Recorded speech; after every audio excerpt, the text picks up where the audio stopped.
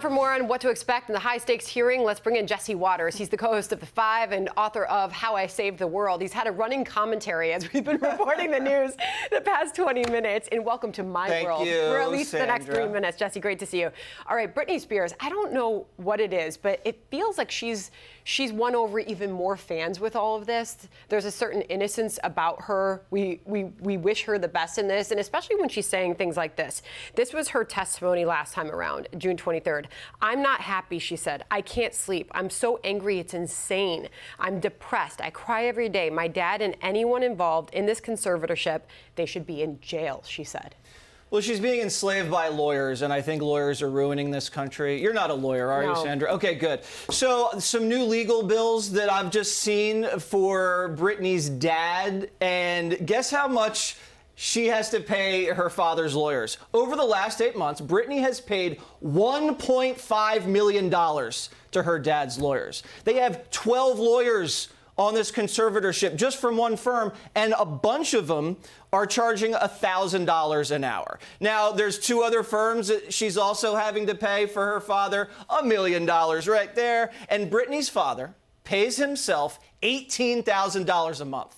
That's $250,000 a year to just run the conservatorship. And you know how he defines doing this? He says he keeps abreast of the music business and he analyzes investment opportunities. Sandra, the guy's a chef. He doesn't know anything about either of those things. So now they have a new lawyer who we think she's trying to get appointed. Guy's a rock star. Matt Rosengart, top litigator, won a bunch of awards, fat judgments, and he doesn't need the money like her court-appointed lawyers do, who totally stepped in it. There's a conspiracy between them and the father's lawyers because they get paid no matter what happens. So hopefully he'll free Britney because he's a man of principle. The question also is just how much control can somebody other than yourself have over your money? So it'd be really interesting to see what happens today. I don't know if anything changes as a result. Obviously, this was put in place because there was questions over her mental capacity. Well, as the chief Britney Spears legal correspondent for Fox News, I will keep you abreast of all of those developments. On Sandra, The Five. Yes, on The Five. We will be covering this on The Five. And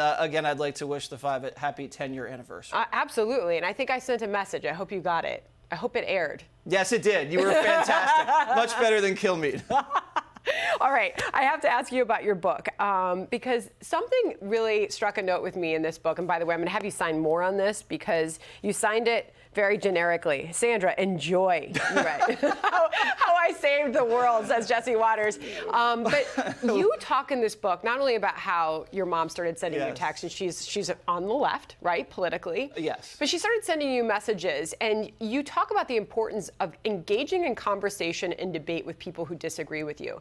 And I think that civil conversation is a much needed point in today's world because we're not engaging with people who disagree with us. That's lost. Well, on the streets, I have to be very gentle because I don't want to get punched in the face. And a lot of people want to punch me in the face because people have told me I have the most punchable face on television. Oh my God. So you have to be careful when you approach people on the street and elicit a good conversation. I don't like to argue with people on the street because then it becomes too hostile. And when I was doing the man on the street stuff, at the beginning of the Trump administration, we had to stop it because people would yell horrible things at me, and you know how sensitive I am, and they would interfere with the cameraman and the audio tech, so we had to put it on hiatus. We're going back to the street, and I'm just trying to have nice, polite conversations.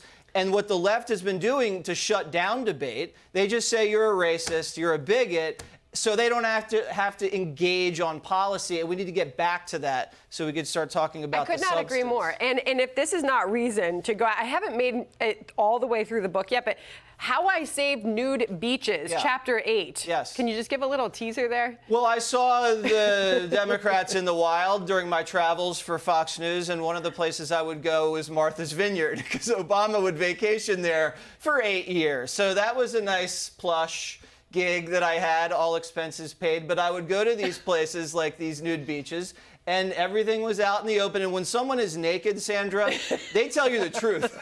They don't have anything to hide, so that was very refreshing. Can I just put this in front of John Roberts is going to join us for a John, I'm going to pop you up while I slide this book over to Jesse with my pen because I'd like something a little bit more thoughtful, Jesse, something a little bit more from the heart. It's very much like a Trump tweet, you know. I'll be appearing at 8 p.m. with Tucker. Enjoy. But here's the thing. Here's funny.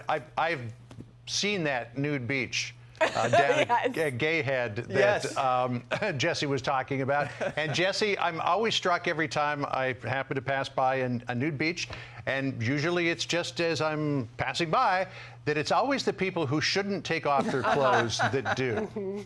It was the good naked and the bad naked, and there's a lot of bad naked out there. But we don't judge, do we, John? And Not at all, like you, we're just passing through. You know, Jesse, you promised this was must-see TV. You delivered. Thanks for joining us. Thank you. Good to have you here. And congratulations on the book. Thank you so much. Yes, congratulations. Hi, everyone. I'm Brian Kilmeade. I want you to do me a favor. I want you to click to subscribe to the Fox News YouTube page. This is the only way that I know for sure that you're not going to miss any great commentary, any great news bites, any great interviews coming your way on Fox. You can get it all here on YouTube. So subscribe right now.